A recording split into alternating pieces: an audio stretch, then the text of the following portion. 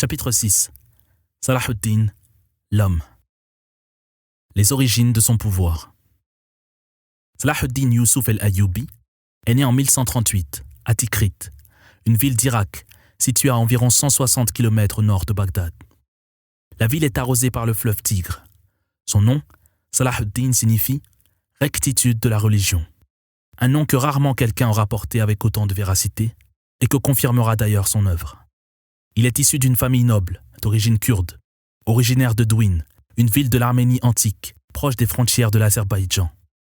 Sa famille appartient au clan des Rawadiyya, la même branche de la tribu des Hadabani. Ibn al-Athir, le célèbre chroniqueur, souligne que la noblesse de sa famille vient du fait qu'elle n'a jamais connu l'asservissement. Salah ad-Din Yusuf est le fils de Najmuddin Ayyub, fils de Shadri ibn Marwan, d'où son appellation Salah ad-Din el-Ayyubi. On parle d'ailleurs de dynastie Ayyubide, en référence à son père. L'histoire de la dynastie des Ayyubides commence avec le grand-père Shadri, père de Najmuddin Ayyub, et Asad-ud-Din Shirkuh. Il emmène sa famille d'abord à Bagdad, puis à Tikrit, où il est nommé gouverneur par Bihrouz, commissaire du sultan Seljoukide, Mohammed ibn Malik Shah. Shadri meurt peu après que son fils Ayyub prenne la relève.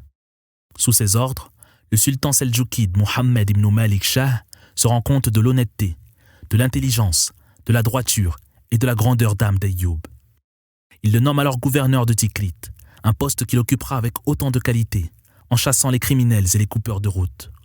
Asad-ud-Din Shirkuh occupera lui aussi des fonctions importantes. Le calife Abbasid el-Mustazhir et le sultan Seljoukide Mohammed Malik Shah décèdent la même année. La succession du calife est assurée par son fils, Al-Mustarshid, et c'est Mahmoud II qui succède à son père alors qu'il n'a que 14 ans, ce qui provoque des dissensions au sein des Seljoukides.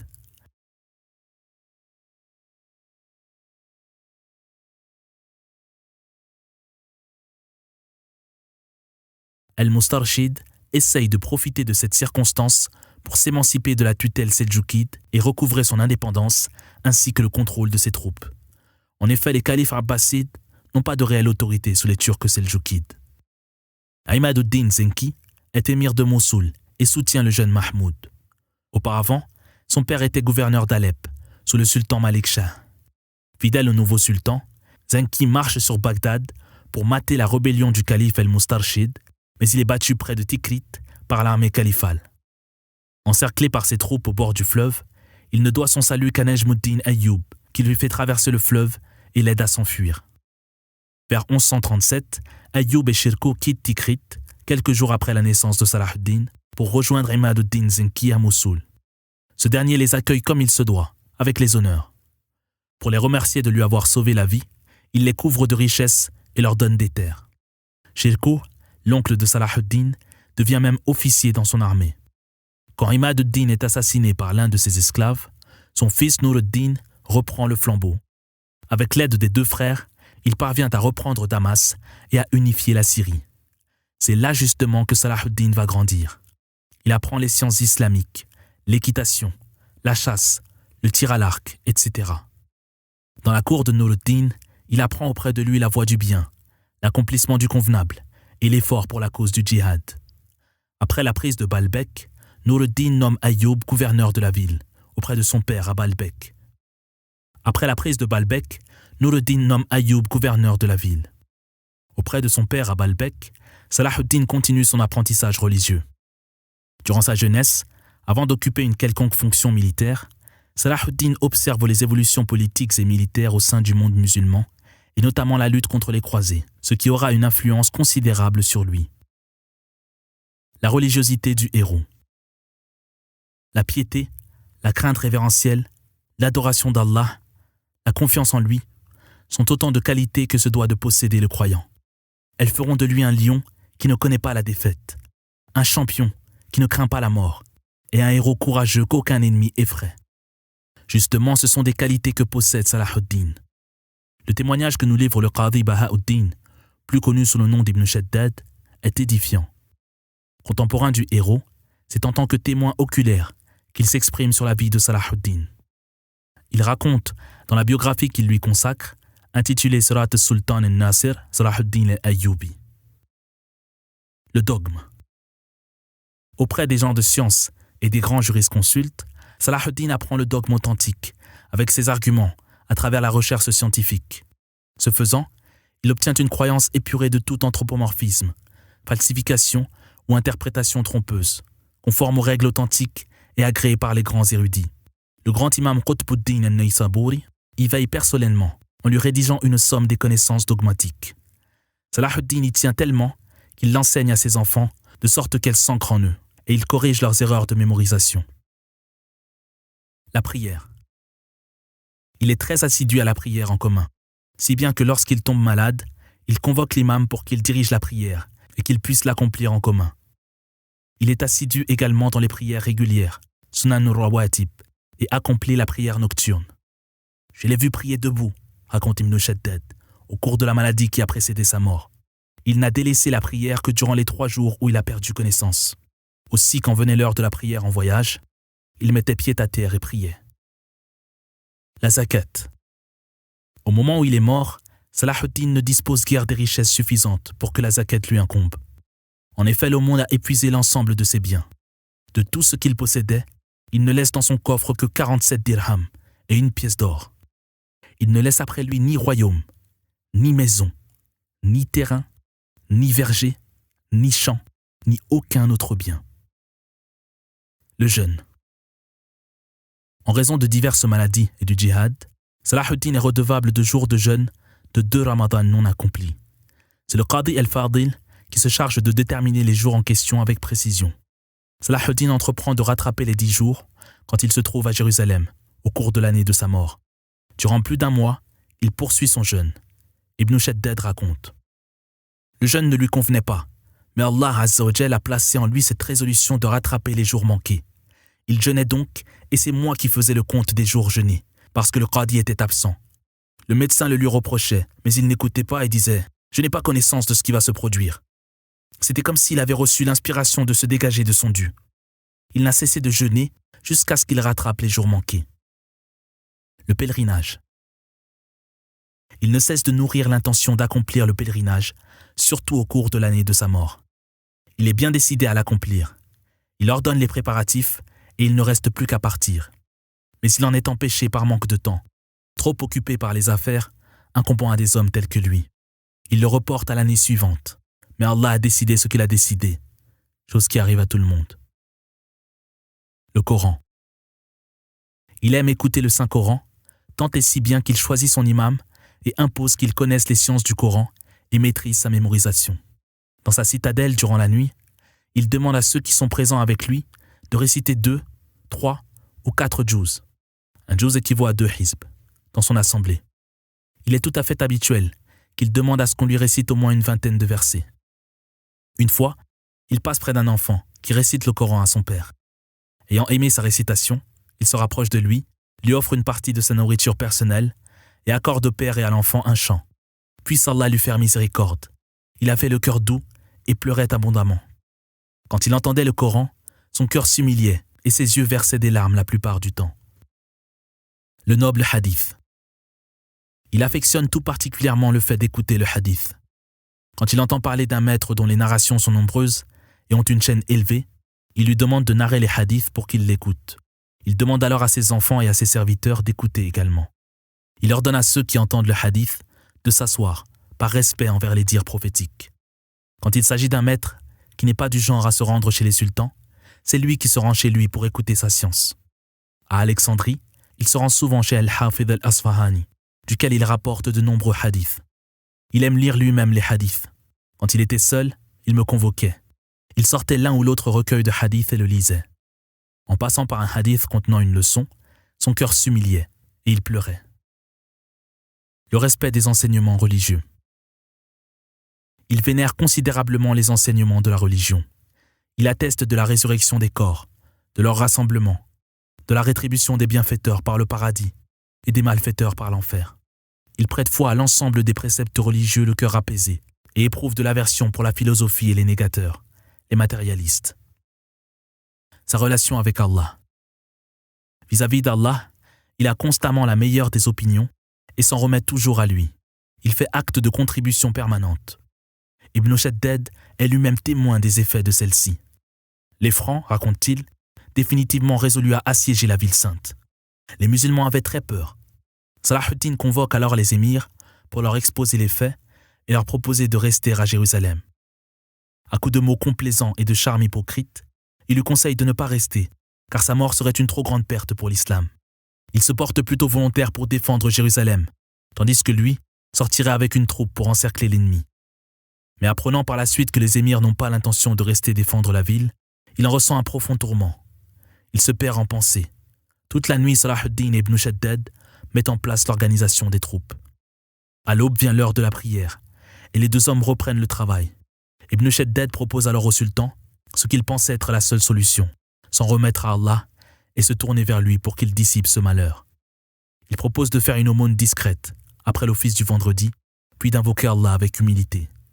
Il raconte « Je l'ai vu en prosternation, tandis que les larmes inondaient ses poils blancs et son tapis de prière, sans que j'entende ce qu'il disait. Le jour même, un message disant que les Francs sont dans le désarroi leur parvient. Quelques jours plus tard, un autre message fait état de grandes dissensions entre les croisés, suite auxquelles ils ont levé le camp. Voilà, souligne Ibn Shaddad, les effets de sa contribution et de sa confiance en Allah le Très-Haut, dont j'ai été le témoin. La morale du héros. Sa justice.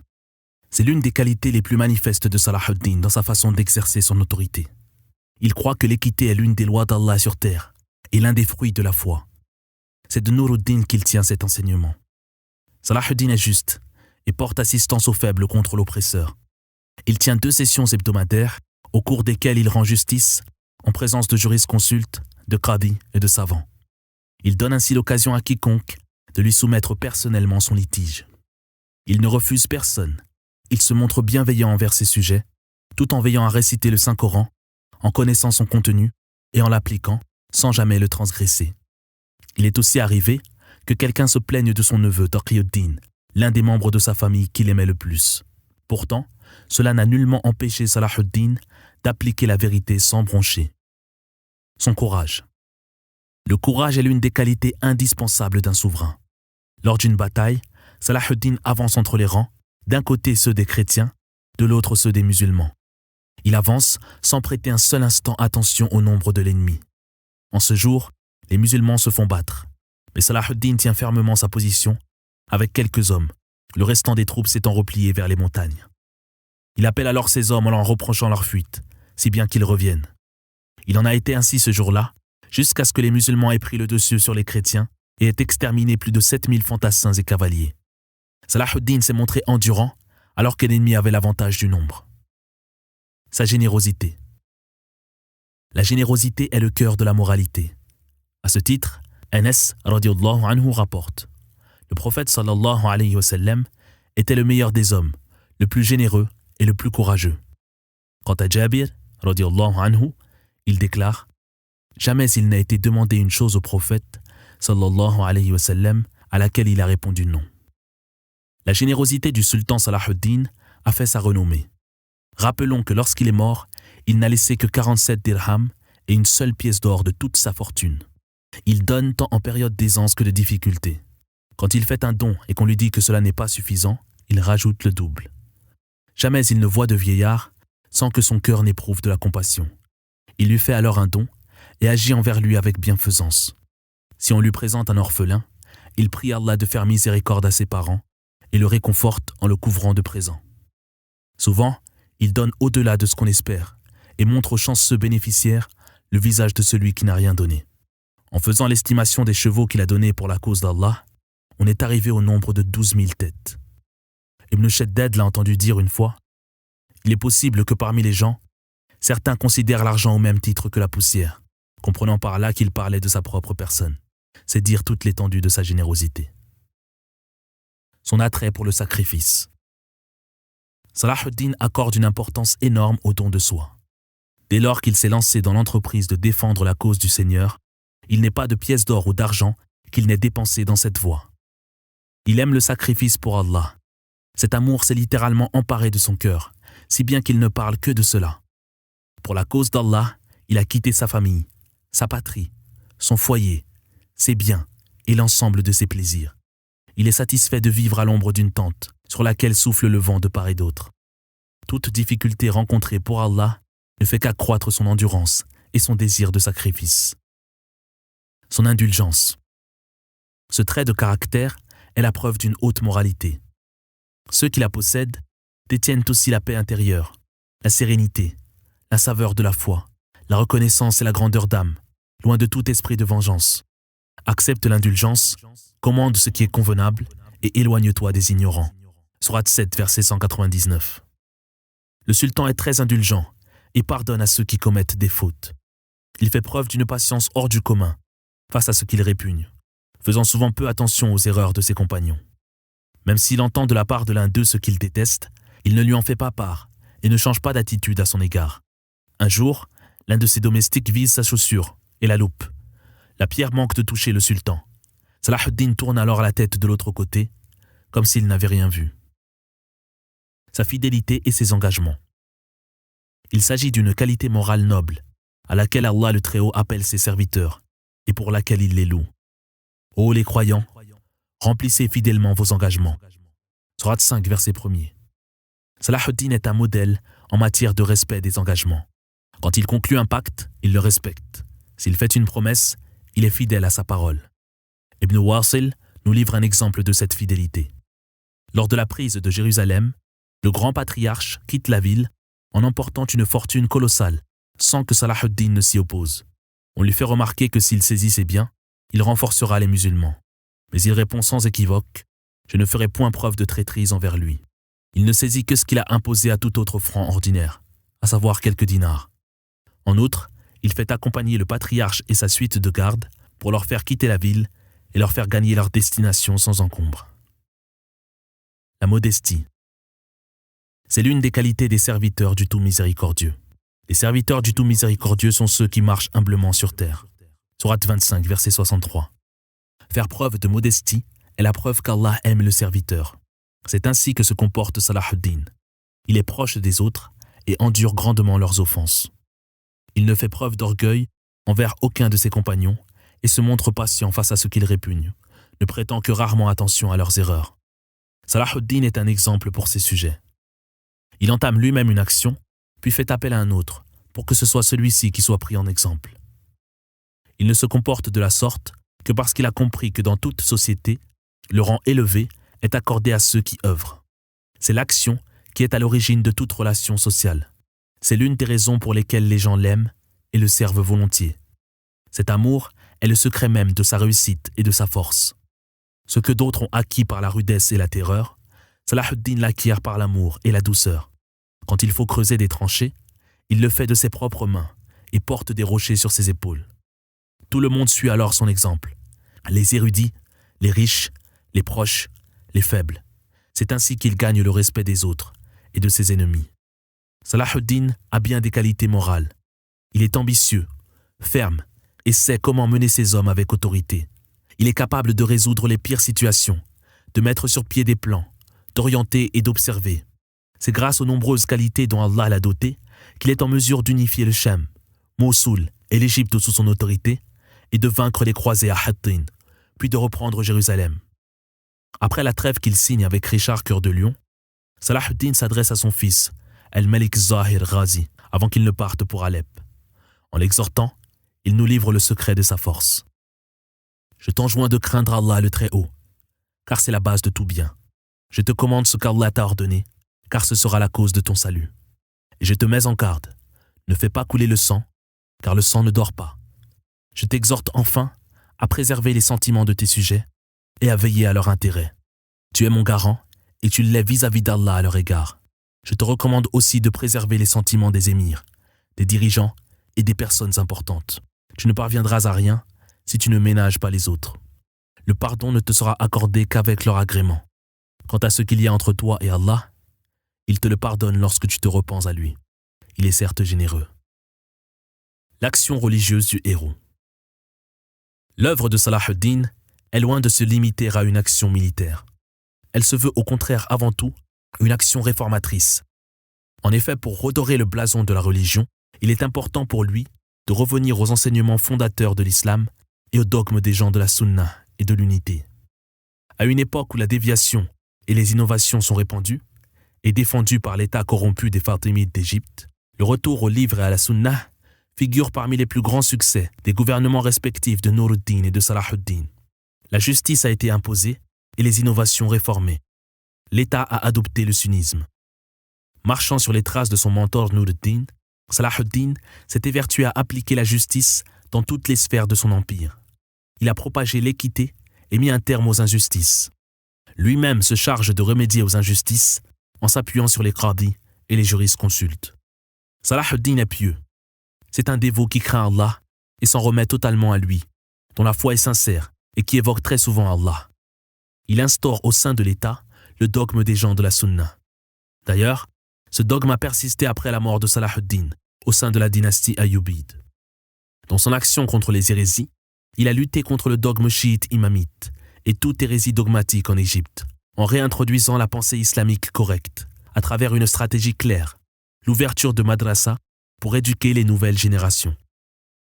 Après avoir soumis la plupart des terres du Chem à son autorité, Salah ad-Din retourne en Égypte pour administrer ses affaires. Il ordonne alors la construction de 2 madrasas sunnites au cours de la même année, l'une pour enseigner la doctrine shafi'ite et l'autre pour la doctrine hanafite. Par la suite, cette entreprise s'étend en d'autres lieux. Ce sont ces lieux éducatifs qui ont permis d'opérer un changement considérable en Égypte et d'éradiquer le dogme chiite au profit de la doctrine sunnite. Ce faisant, Salah ad-Din agit en véritable pédagogue, en comprenant que la réforme vient par le savoir et non par la violence et la répression, comme cela a été le cas au cours des dynasties musulmanes précédentes. L'enseignement prodigué par ces écoles se veut simple et se résume comme suit. Premièrement, il consiste à faire étudier le Saint-Coran aux plus jeunes. Cet enseignement est prodigué en priorité aux démunis et aux orphelins. Au Caire, une classe est réservée à l'enseignement des diverses lectures du Coran et des sciences qui y sont relatives. À Damas, dans la grande mosquée des Omeyyades, le Saint-Coran est constamment récité, de jour comme de nuit. Deuxièmement, on étudie également le hadith prophétique, et ce pour 2 raisons principales. La première est d'ordre général, et la seconde plus spécifique à certaines régions. D'un point de vue global, les musulmans ont affaire à un ennemi qui les guette et qui attaque sans cesse leurs valeurs sacrées. Afin d'éduquer les gens et de leur inculquer la doctrine sunnite, l'étude du hadith prophétique est primordiale. C'est pour cela que Salah ad-Din y accorde tant d'importance. Ses successeurs en feront tout autant. Quant à la raison particulière, elle concerne les sociétés qui ont baigné dans le chiisme un long moment. Les chiites ne jugent authentiques que les hadiths rapportés par Ahlul Bayt. Ils critiquent tout autre hadith. Or, de nombreux textes étant attribués à Ahlul Bayt sont soit inventés, soit mensongers. Il est tout à fait compréhensible qu'en Égypte, par exemple, l'importance accordée aux hadiths et à la culture sunnite sont si grandes. Troisièmement, les études jurisprudentielles. Les Ayyubides ont consacré à ce volet de la culture sunnite une importance particulière à travers les nombreuses écoles qu'ils ont ouvertes. Ainsi, à Halep, par exemple, on étudie aussi bien la jurisprudence shafi'ite que malikite. Au Caire, dans l'école ouverte par Najmuddin Ayyub, on étudie les 4 écoles juridiques. Mais d'un point de vue général, c'est surtout l'école shafi'ite qui prime, étant donné qu'elle est l'école officielle de l'empire ayyubide. Sous Salah ad-Din, les érudits qui occupent des fonctions officielles sont shafi'ites. C'est le cas pour le Qadi al-Fadil, al-Imad al-Asfahani, Baha'uddin ibn Shaddad, etc.